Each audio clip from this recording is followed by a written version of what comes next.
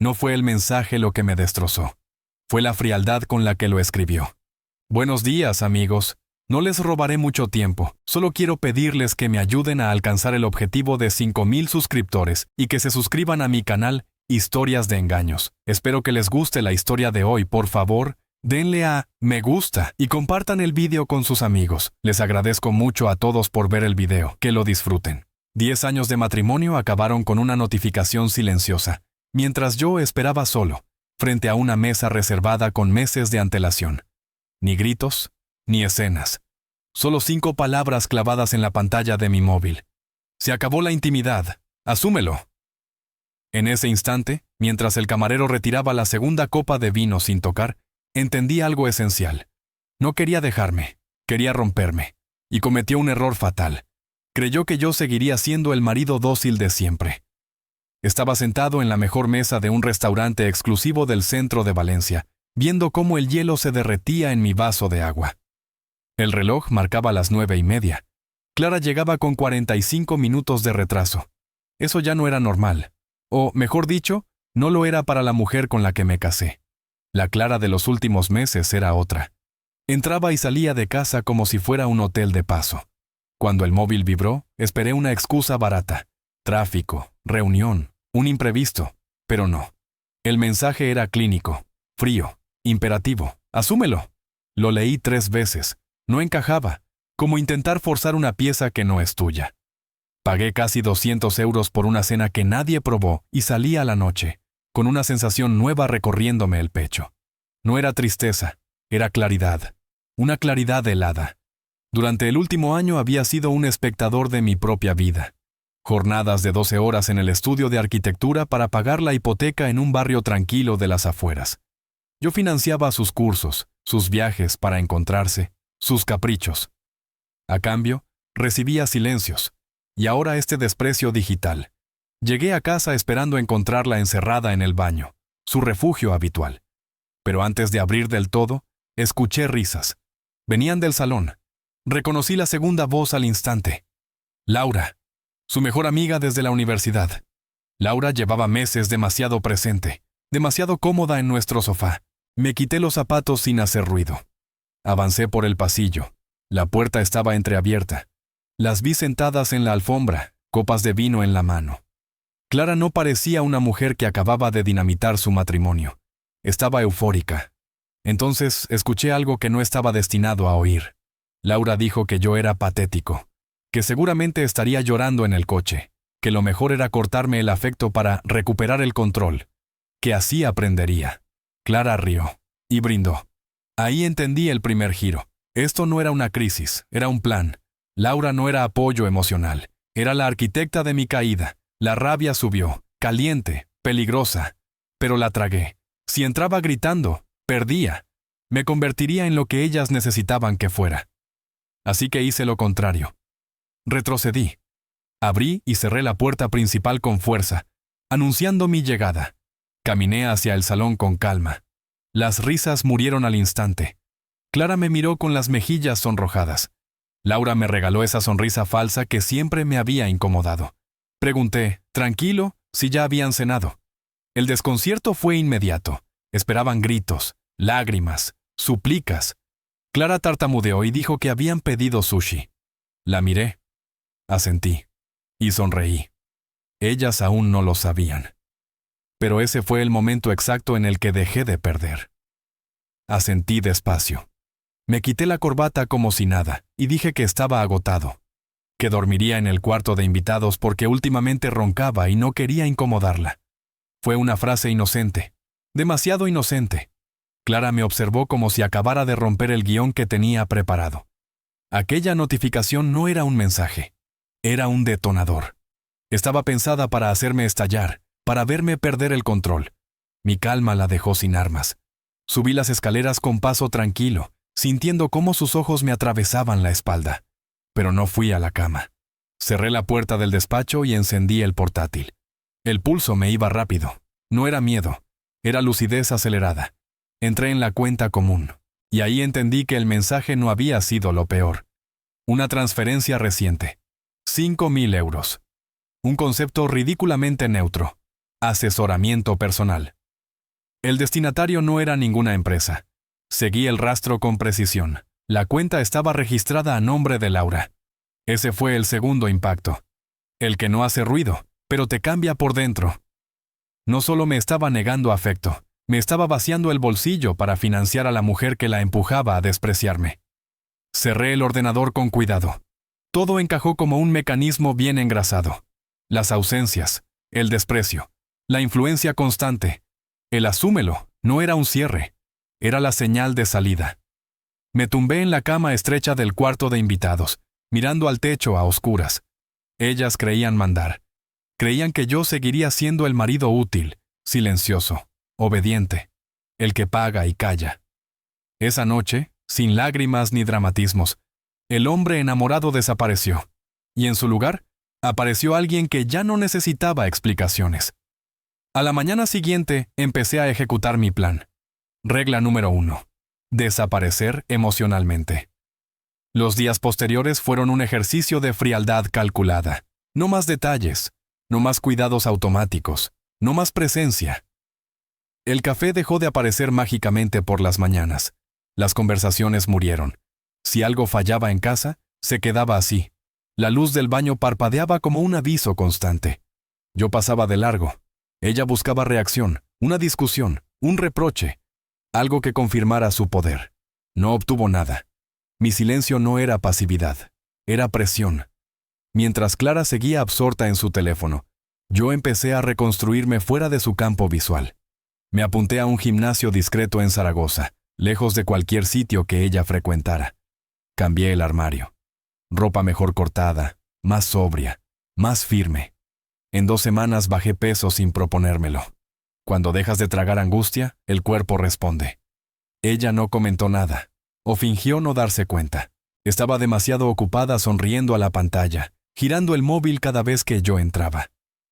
Esa complicidad privada que antes compartíamos, ahora tenía otro dueño. Un día, mientras el agua corría en la ducha, revisé su bolso. No buscaba pruebas evidentes, buscaba patrones, y los encontré.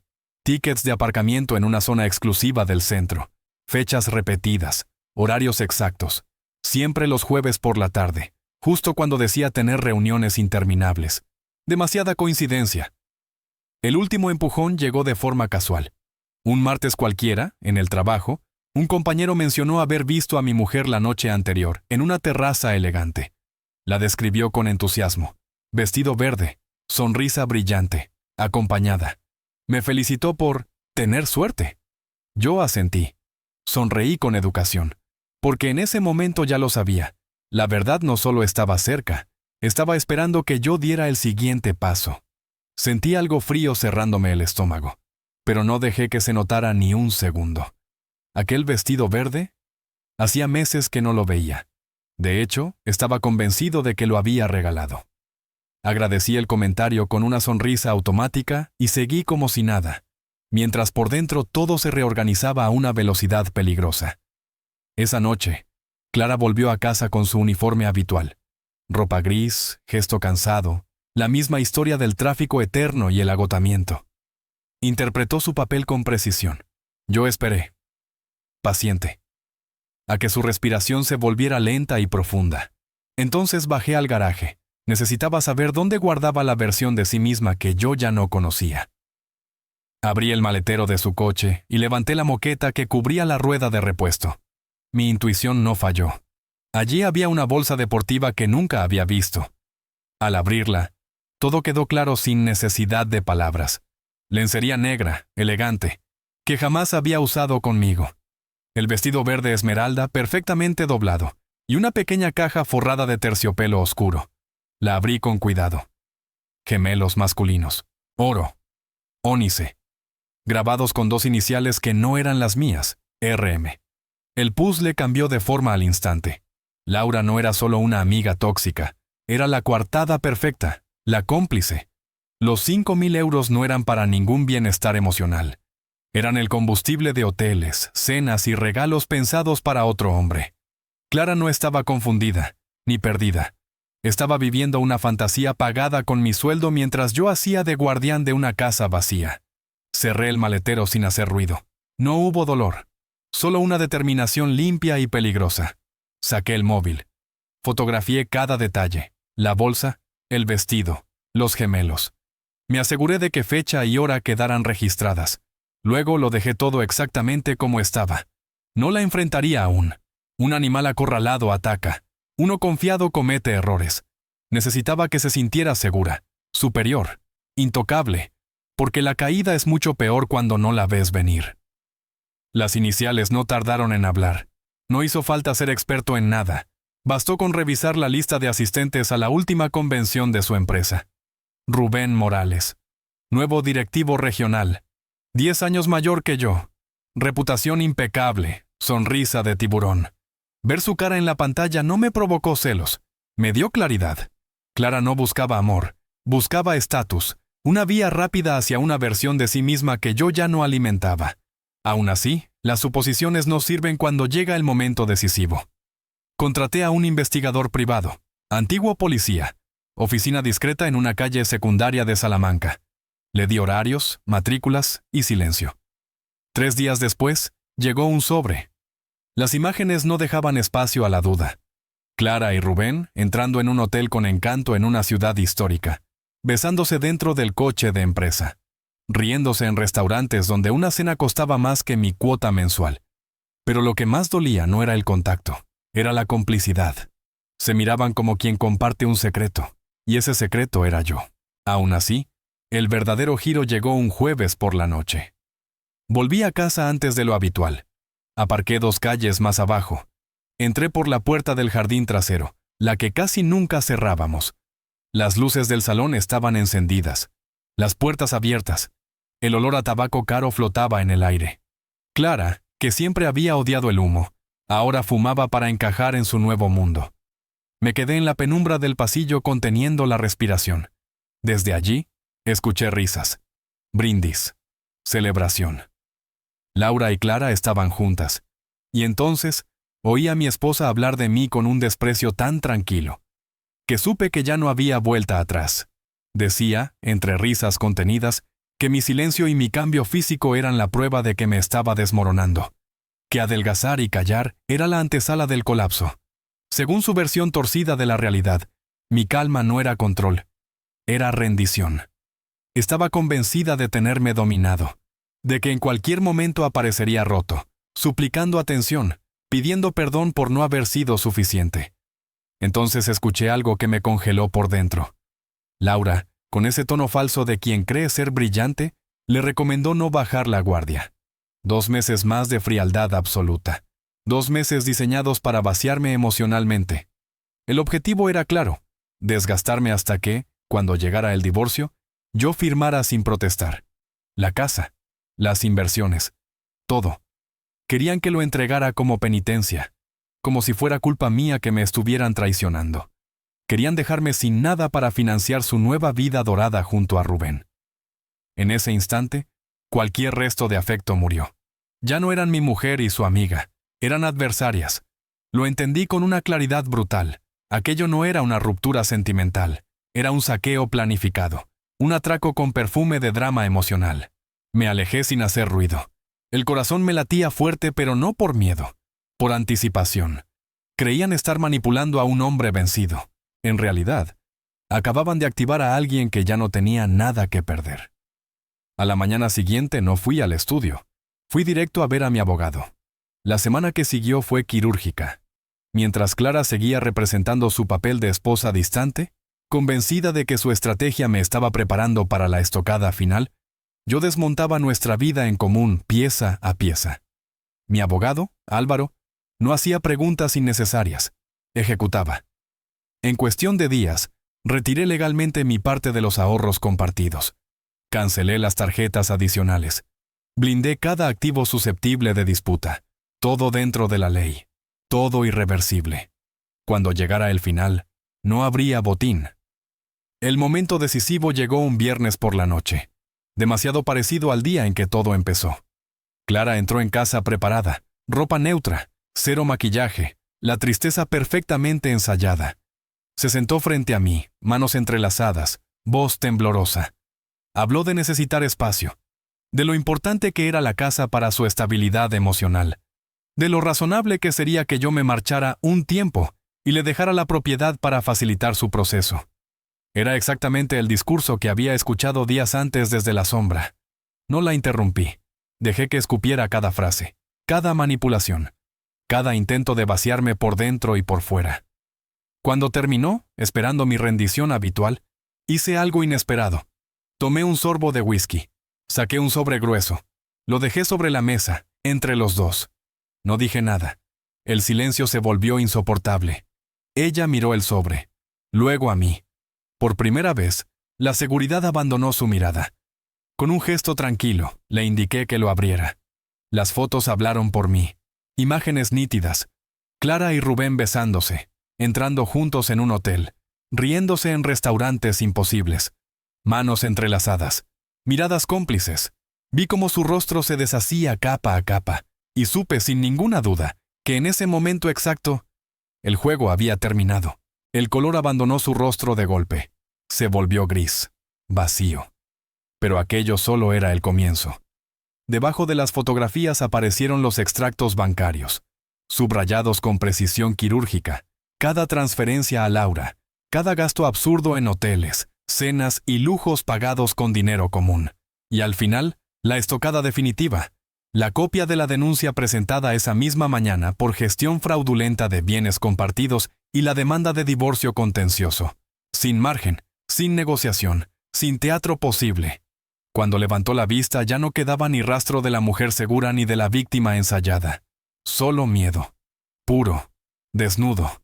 Intentó hablar. Balbuceó. Dijo que todo era un error. Que Rubén era solo un amigo. Que nada era lo que parecía. No respondí. Señalé la pequeña grabadora sobre la mesa. Pulsé reproducir. Su propia voz llenó la habitación. Cruel, ligera, riéndose de mi dolor. Planeando cómo vaciarme por dentro y por fuera. Vi cómo su mundo se deshacía en tiempo real. Entendió, demasiado tarde, que el hombre al que creía manejar llevaba meses caminando varios pasos por delante. Me levanté con una calma que incluso a mí me sorprendió. Le expliqué, sin alzar la voz, que la casa saldría a la venta el lunes, que sus tarjetas ya estaban bloqueadas, y que, por cierto, esa misma tarde había enviado una copia certificada del dossier completo, fotos, gastos y pruebas, al departamento legal de su empresa y a la esposa de Rubén. El pánico se transformó en terror. No solo estaba perdiendo su matrimonio, estaba perdiendo su seguridad, su carrera y a su amante en una sola jugada. Caminé hacia la puerta. La maleta me esperaba en el recibidor. Antes de salir, me giré una última vez.